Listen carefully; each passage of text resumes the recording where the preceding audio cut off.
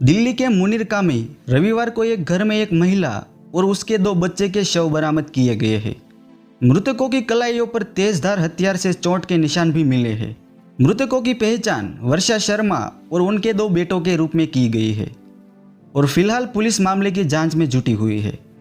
Police के मुताबिक मुनीरका के एक फ्लैट से 27 साल की विवाहित वर्षा शर्मा और उनके 2 बेटों के शव बरामद हुए हैं। वर्षा का पति जोगेंद्र शर्मा एनसीबी में कांस्टेबल है। घटना 8 अक्टूबर की सुबह करीब 10:30 बजे पता चली। दरअसल दिल्ली पुलिस को मुनीरका इलाके से एक कॉल आया कि एक महिला ने घर के अंदर आत्महत्या कर ली है और दरवाजा बाहर से बंद है।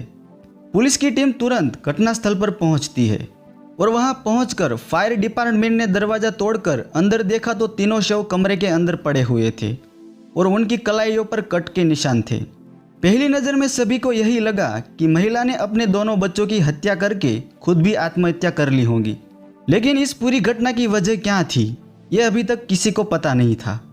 लेकिन जब शाम के वक्त मृतका के पिता ने 4 पन्ने का शिकायती पत्र किशनगढ़ थाना पुलिस को सौंपा तो फरियादी के आरोपों ने इस घटना के पूरे गुत्थी को उलझा कर ही रख दिया। शिकायत में फरियादी ने अपने दामाद जोगेंद्र और बेटी शर्मा के रिश्ते के बारे में लिखा है। मृतका के पिता ने अपने दामाद जोगेंद्र के ऊपर तंत्र मंत्र, पूजा पाठ, नशा कराना, मार पिटाई करना और दहेज के लिए पूरे परिवार को परेशान करने जैसे कई गंभीर आरोप लगाए हैं। हालांकि मृतका के पिता का बयान एसडीएम के सामने होना अभी बाकी है। पुलिस उसके बाद ही पिता के आरोपी के तहत मुकदमा दर्ज करके कार्रवाई करेगी।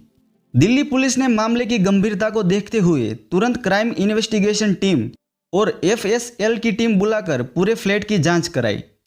घटना को देखने के बाद शुरुआत में यही लग रहा है कि वर्षा ने पहले अपने दोनों बच्चों को मारा है और उसके बाद आत्महत्या कर ली है। पुलिस दिन भर इस चोरी की जांच कर रही थी।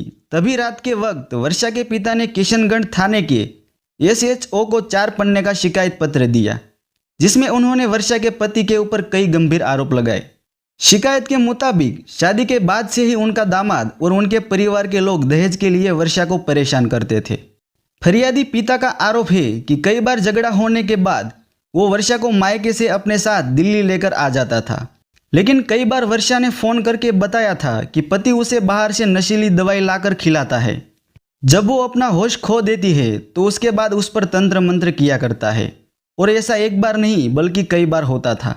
पिता जब फोन करके दामाद से इस बारे में पूछते थे तो जोगेंद्र कहता था कि वर्षा के ऊपर कोई साया है जिसके लिए वो हवन पूजा करता है।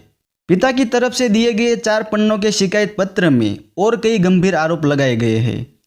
यह भी आरोप है कि यह आत्महत्या नहीं बल्कि एक सोची समझी साजिश के तहत हत्या की गई है।